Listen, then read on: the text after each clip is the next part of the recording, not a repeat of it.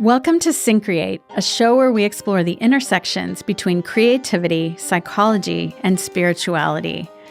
Our goal is to demystify the creative process and expand the boundaries of what it means to be creative.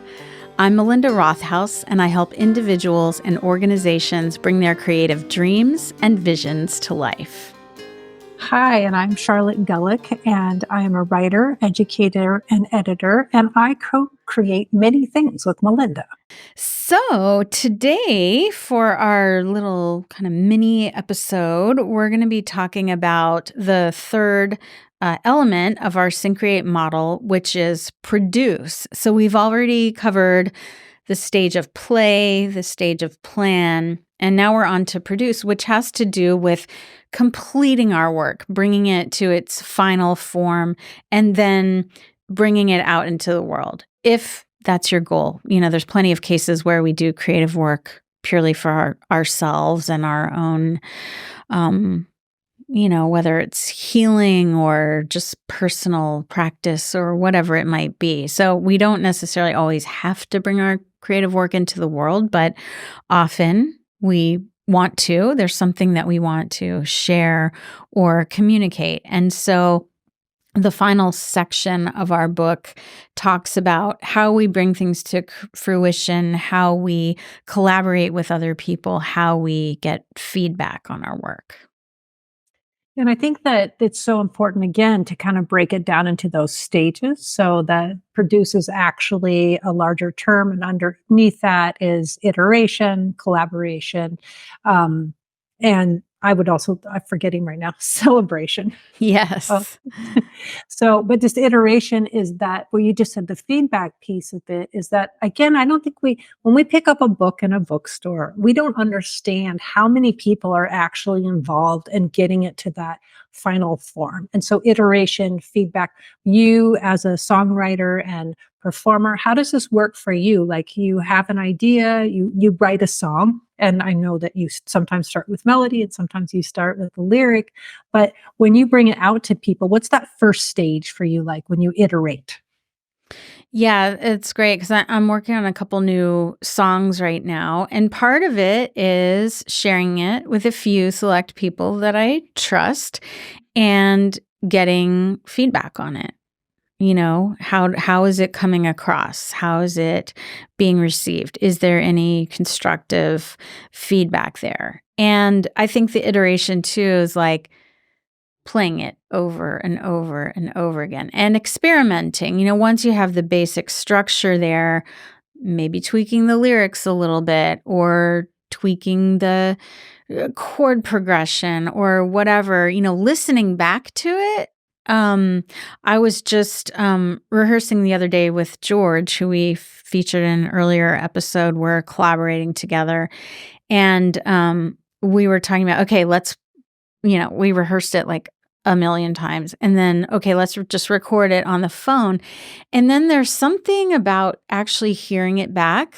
Like instead of being the creator, putting on the hat of a listener and hearing it back, you hear different things. You can hear what's working or what's not working, upon listening back that you can't when you're like right in the middle of it.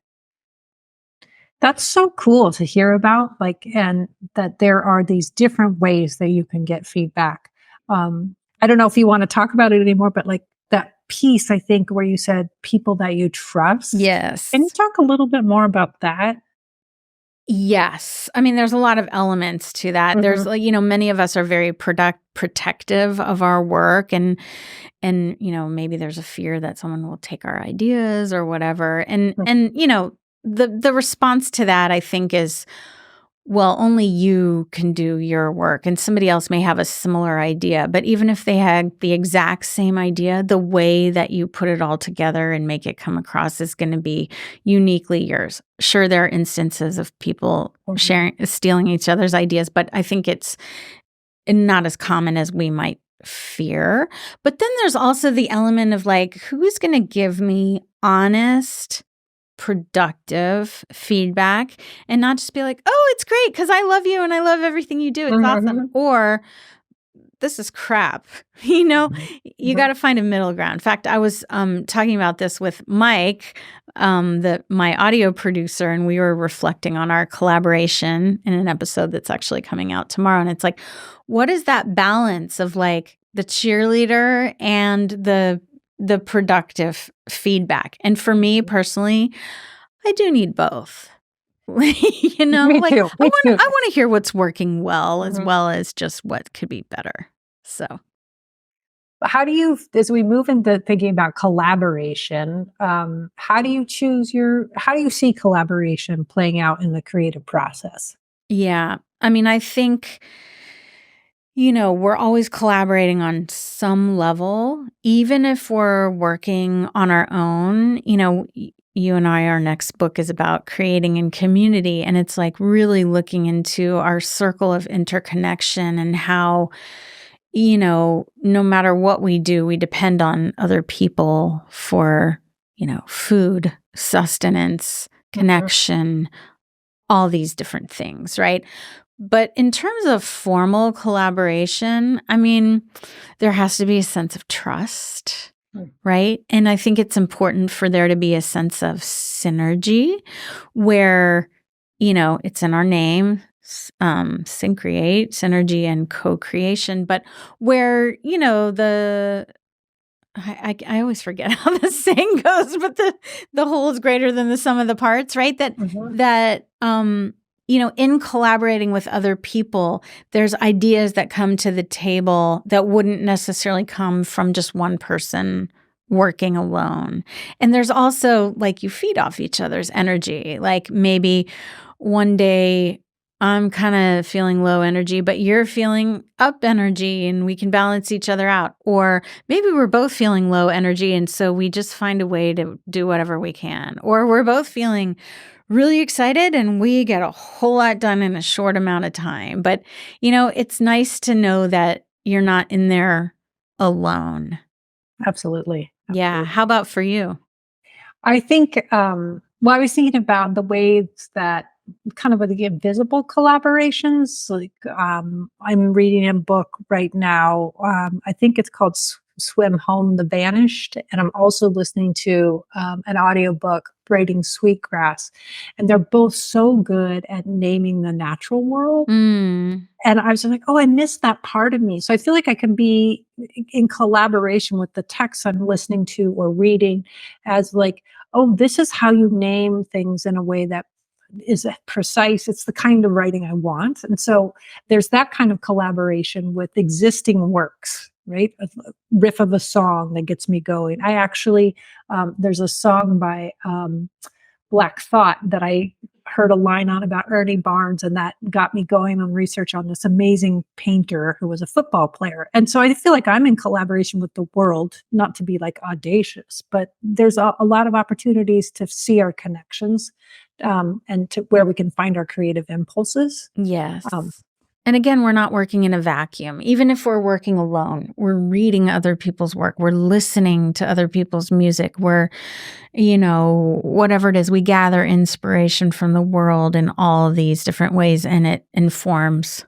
what we're doing. which is so exciting that it's so communal. I think the creative Yes. process is communal, and that's why I think celebrations and fruition. It's really great to find ways to acknowledge the communities that we are part of. Yes. Great. So, great segue to our creativity pro tip for today, which is about kind of recognizing the journey we've been on.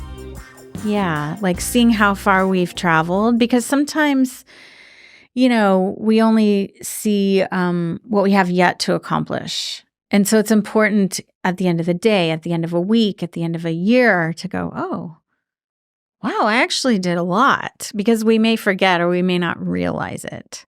Right.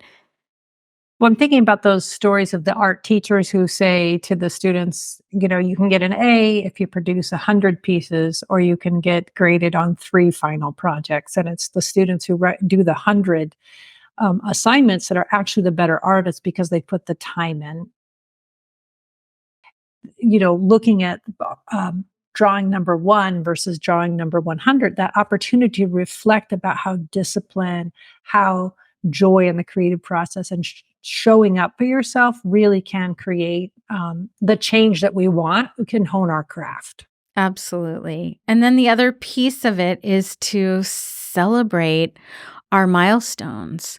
It's great to celebrate when we're finished with a book release or an album release or whatever, but it's also important to kind of celebrate the little wins along the way.